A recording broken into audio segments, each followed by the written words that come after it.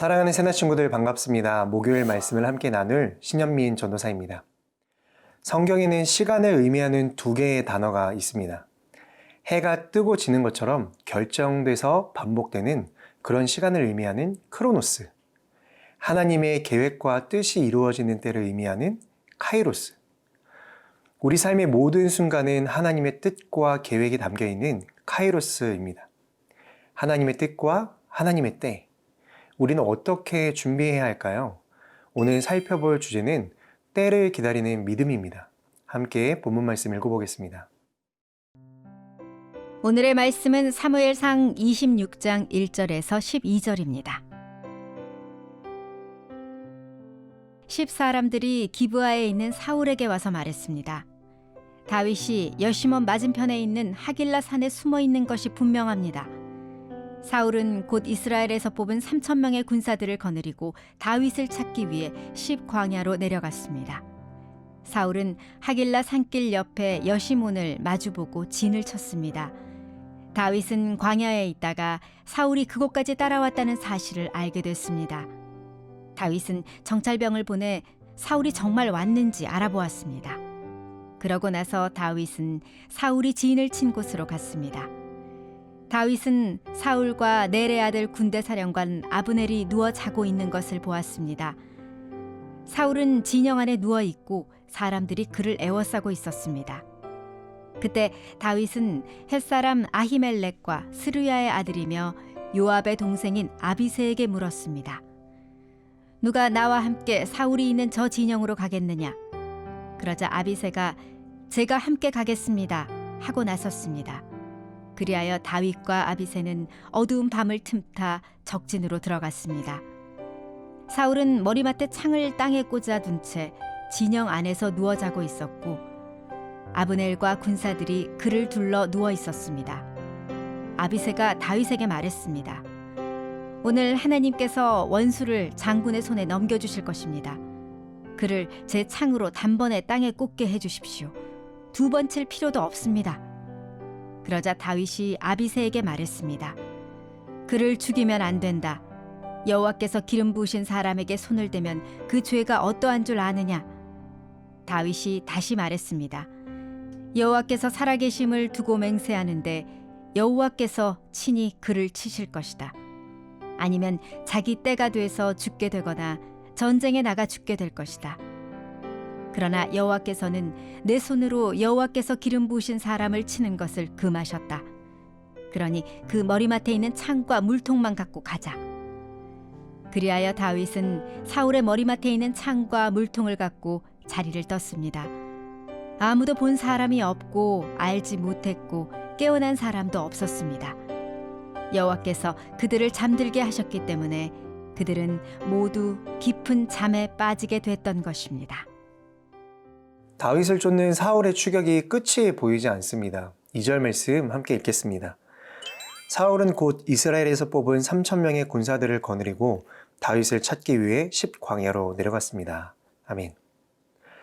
사울은 다윗을 찾으려고 이스라엘에서 뽑은 3,000명의 군사들과 함께 십황무지로 내려갔습니다. 당시 사울에게 있어서 최대의 관심사는 다윗을 찾아 제거하는 일이었습니다.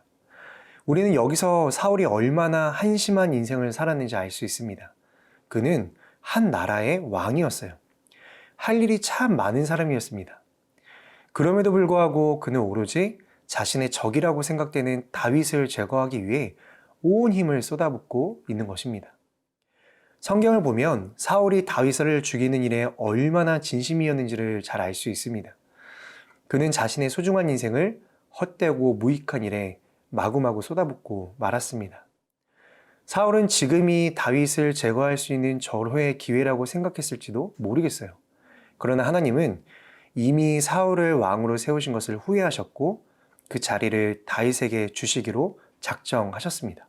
그럼 끝난 거예요. 하나님이 작정하신 일은 인간의 힘으로 바꾸거나 무효화시킬 수 없기 때문이죠. 사울은 여기서 멈췄어야 했습니다.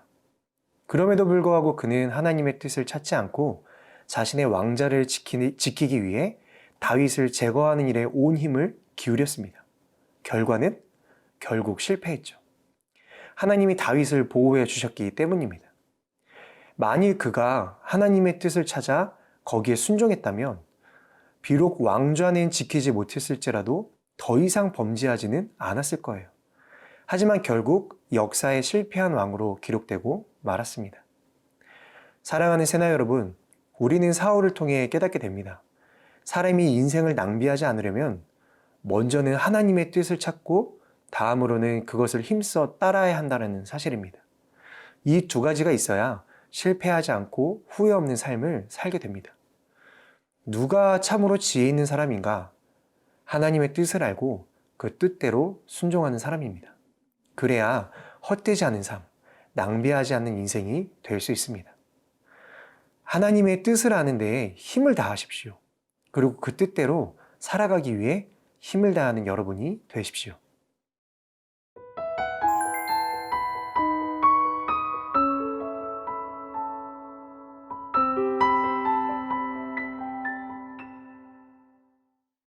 (8절) (9절) 말씀을 함께 읽겠습니다.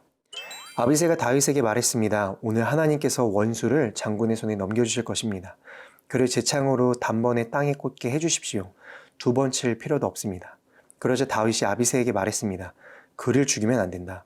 여호와께서 기름 부으신 사람에게 손을 대면 그 죄가 어떠한 줄 아느냐? 아멘. 다윗과 함께 사울의 진영에 은밀히 침투해서 사울을 비롯한 사울의 군사들이 다 잠에 빠진 것을 확인한 아비새는 이렇게 말했습니다. 하나님께서 원수를 다윗의 손에 넘겨주셨습니다. 지금 일어난 상황만을 본다면 아비새의 말도 틀린 말은 아닙니다. 인간적으로 보면 지금이야말로 원수인 사울을 죽이고 그동안에 다윗이 겪은 수모에서 그를 벗어나게 해주시려고 하나님이 만들어주신 좋은 기회처럼 보입니다. 그러나 이것은 어디까지나 인간적인 관점에서 눈에 보이는 상황이 그러할 뿐입니다. 사울은 하나님이 직접 기름 부어 세우신 사람입니다.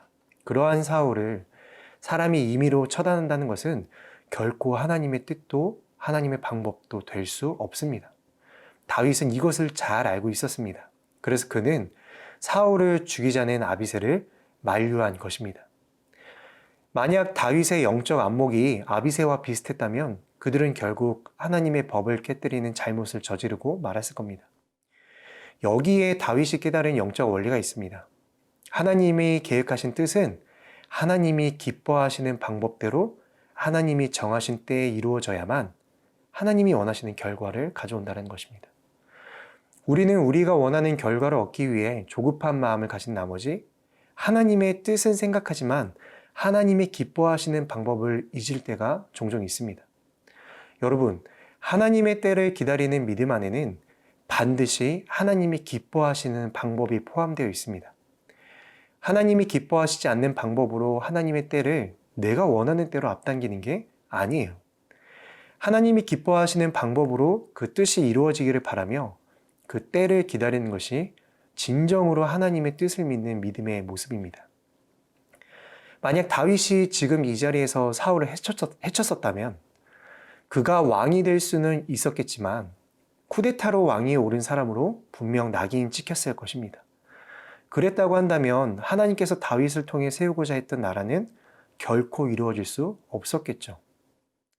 사랑하는 새나 여러분, 하나님의 때를 기다리는 사람은 인내하며 하나님이 기뻐하시는 방법으로 그 때를 맞이하는 사람입니다.